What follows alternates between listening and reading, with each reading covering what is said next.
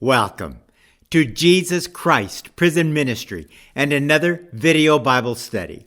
Our topic, Acts, the Loud Cry, Part 3. This is based on Acts 1, verse 9 through verse 14. After saying this, Jesus was taken up while those who had gathered together were watching, and a cloud took him out of their sight.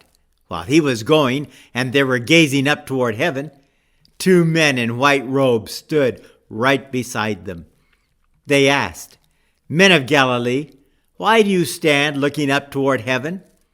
This same Jesus, who has been taken up from you into heaven, will come back in the same way you saw him go up into heaven." Jesus will come back in the same way you saw him go up into heaven. There is no secret rapture. There is no unseen resurrection. When Jesus comes, we are told that every eye will see him. He will come in a cloud of glory as the disciples saw him go into heaven. Where are you gazing? Oh, at your church? How about your phone? If you belong to Jesus, you will be gazing up toward heaven. By keeping our eyes fixed on Jesus in heaven, we will be sure and certain that this same Jesus, who has been taken up from you into heaven, will come back in the same way you saw him go up into heaven.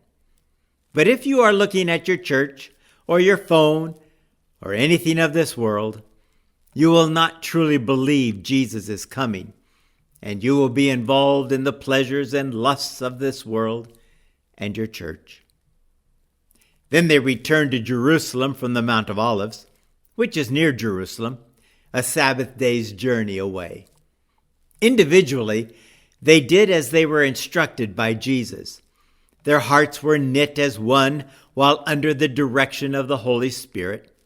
No organization, no church can accomplish that task. Only the power of God through the agency of the Spirit can accomplish that feat. When they came into the city, these men went to the upstairs room where they had been staying. Peter and John, James and Andrew, Philip and Thomas, Bartholomew and Matthew, James the son of Alphaeus, and Simon the Zealot, and Judas the son of James. With one mind, all of them kept devoting themselves to prayer along with the women, including Mary, the mother of Jesus, and his brothers.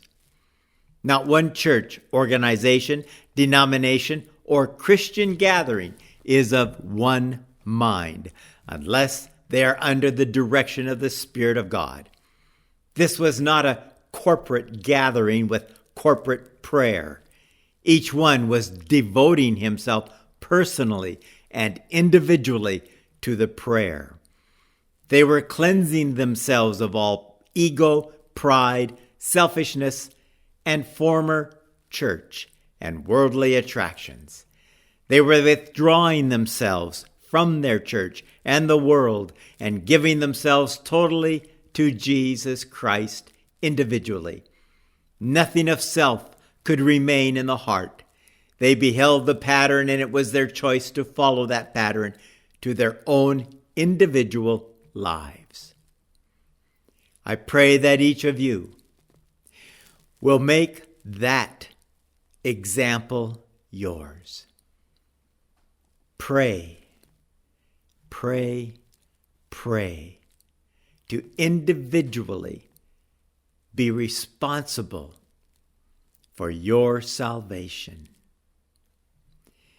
Thank you for joining Jesus Christ and JCPM for another video Bible study.